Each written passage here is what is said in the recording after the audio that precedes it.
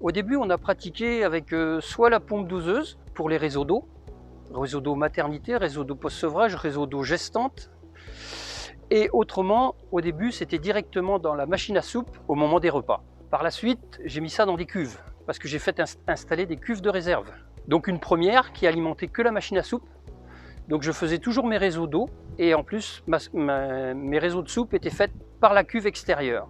Et il y a 3-4 ans, j'ai installé une grosse cuve de 10 mètres cubes. Et cette grosse cuve, eh ben, je ne la traitais pas, je traitais toujours dans ma petite qui servait toujours. Bizarrement, les résultats se sont mis à glisser et avec une obligation de faire plus souvent le traitement et qui tenait moins longtemps et on ne comprenait pas pourquoi. Jusqu'au moment où Dynastim m'a dit qu'il faudrait peut-être penser à traiter ma grosse cuve plutôt que de traiter l'intermédiaire. Et c'est vrai que depuis que je me suis mis à traiter la grande cuve, ça a totalement changé. J'ai vu les truies reprendre de l'état.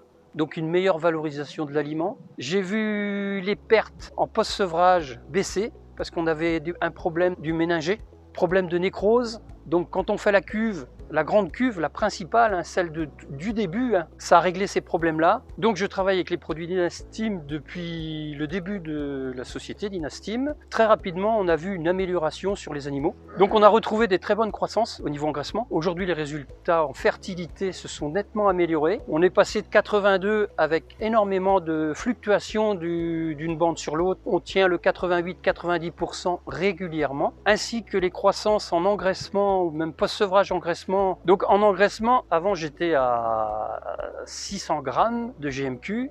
Aujourd'hui, je suis à 742 grammes, sevrage vente, référence 815. Et au niveau des pertes, je suis à moins de 5% de pertes sevrage vente et avec un indice aujourd'hui qui tourne à 2,70. Suite à tout ça, travailler dans un élevage où c'est que les cochons vont bien, l'éleveur va bien aussi.